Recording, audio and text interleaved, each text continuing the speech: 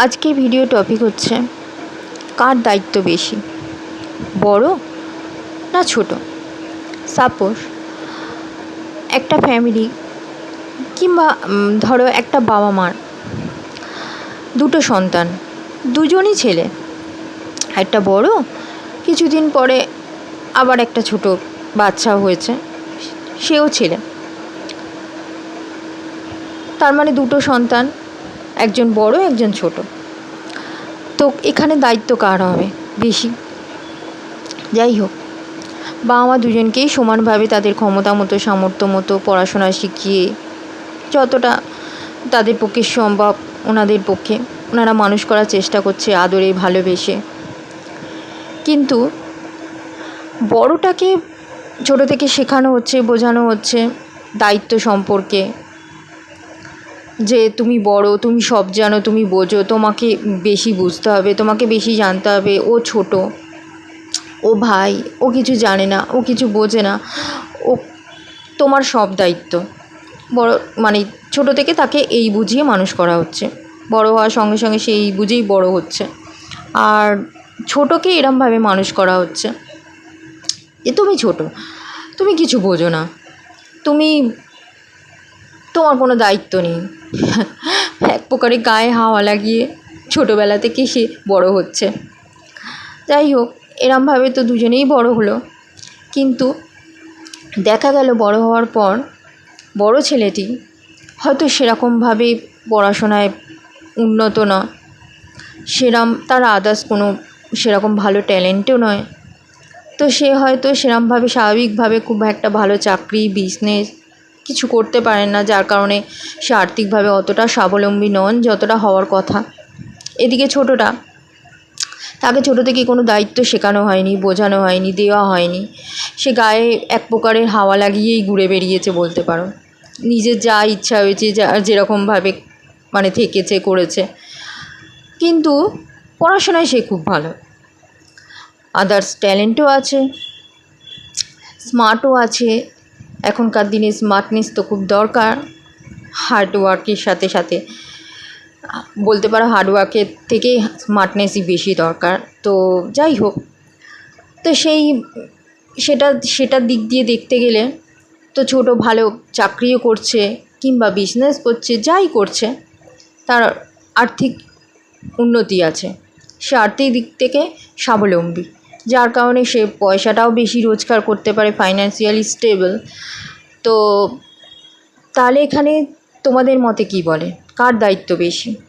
তোমাদের মতে যাই বলুক, মানে তোমাদের মতে যাই হোক না কেন, আমার মতে কি লাগে আমি আগে সেটা বলি। আমার মতে বড় হোক কিংবা ছোট, দায়িত্ব দুজনেরই সমান।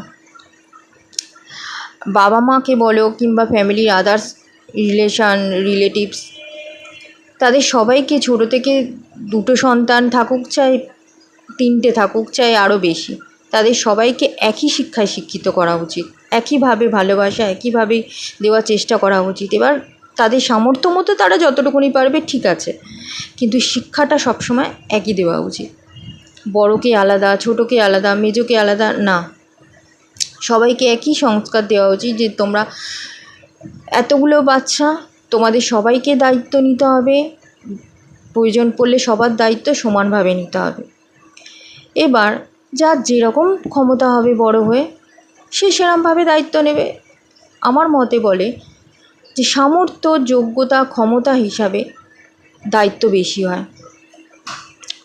নাকি বড় ছোট হিসাবে। তাই আমার মতে মনে হয় যে এখানে বড়োর থেকে বেশি ছোটোর দায়িত্ব।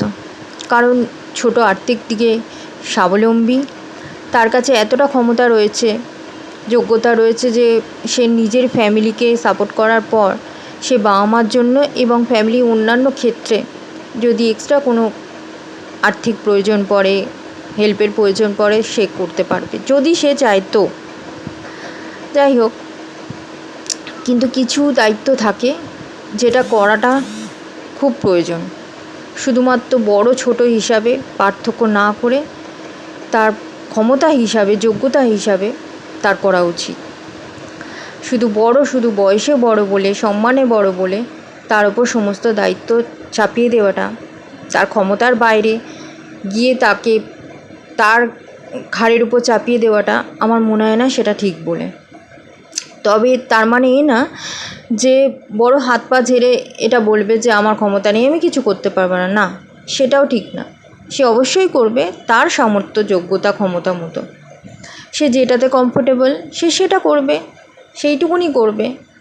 সেটাতেই আমার মনে হয় সবার খুশি হওয়া উচিত, সেটাকে হাসি মনে মেনে নেওয়া উচিত, সাপোর্ট করা উচিত। তোমরা জানিও যে তোমাদের মতে কি ঠিক আর কি ভুল। জানি না কতটা আমার মতের সাথে তোমাদের মিল হবে। যাই হোক, যদি তোমাদের ভালো লাগে তাহলে লাইক করে দিও, সাবস্ক্রাইব করে দিও, শেয়ার করে দিও। আর ভিডিওটা দেখার জন্য অনেক অনেক ধন্যবাদ। Thank you so much.